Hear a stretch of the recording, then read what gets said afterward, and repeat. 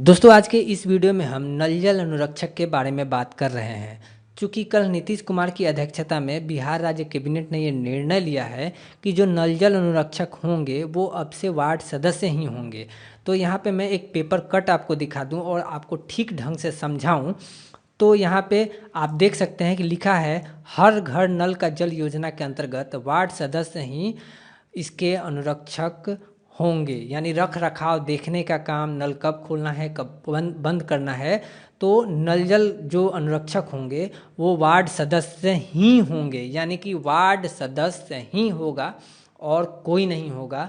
और अगर वार्ड सदस्य किसी परिस्थिति में काम नहीं करता है, वो नहीं रहता है, तो उप वार्ड सदस्य यानी वार्ड सचिव जिनको कहा जाता है उनको ये काम दिया जाएगा। इसके लिए बाकायदा पेमेंट भी रखे गए हैं जो कि 5,000 रुपये आपको दिए जाएंगे। तो आप देख सकते हैं 5,000 रुपये आपको मिलेंगे। अब ये कैसे मिलेंगे?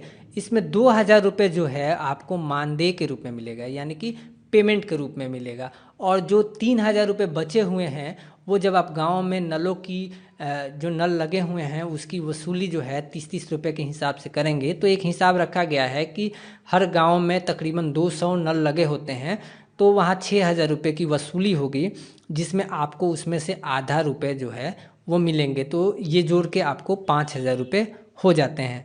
तो ये सारी चीज़ें इसमें लिखी गई है और आप देख सकते हैं कि यहाँ ये सारी चीज़ें लिखी गई है कि किस तरह से 6,000 रुपये बनता है।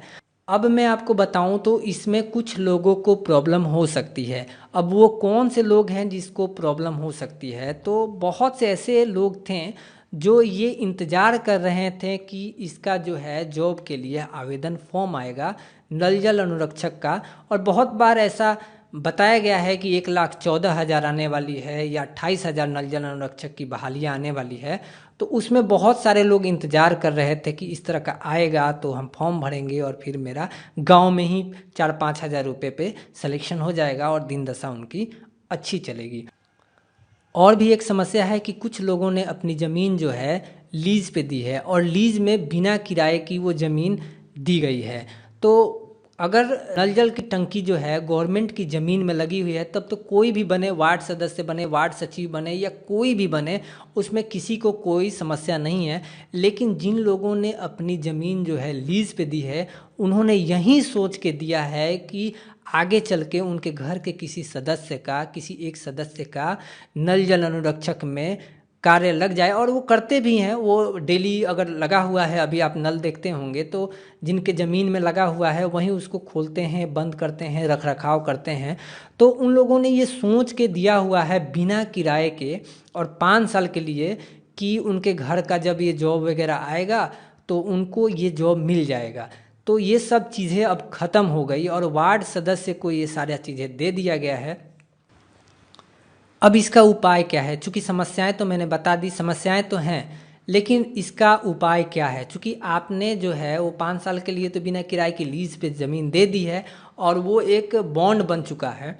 तो इसमें आपको एक ही उपाय है और वो थोड़ा सा हटके है उपाय, कि आपको जो है वार्ड सदस्य का चुनाव लड़ना होगा, वार्ड सदस्य का चुनाव जीतना होगा, तभी आपको ये जो है जॉब वगैरह है वो 5 साल के लिए सिक्योर होगी। तो अगर आप इस तरह का काम करते हैं, अगर आप जीत जाते हैं उसमें, तब आपको 2 तरह के फ़ायदे होंगे। फ़ायदा एक होगा कि आप एक तो वार्ड सदस्य जो दूसरे भी काम आएंगे उसको भी आप कर पाएंगे और ये आपके जॉब भी बन जाएगी।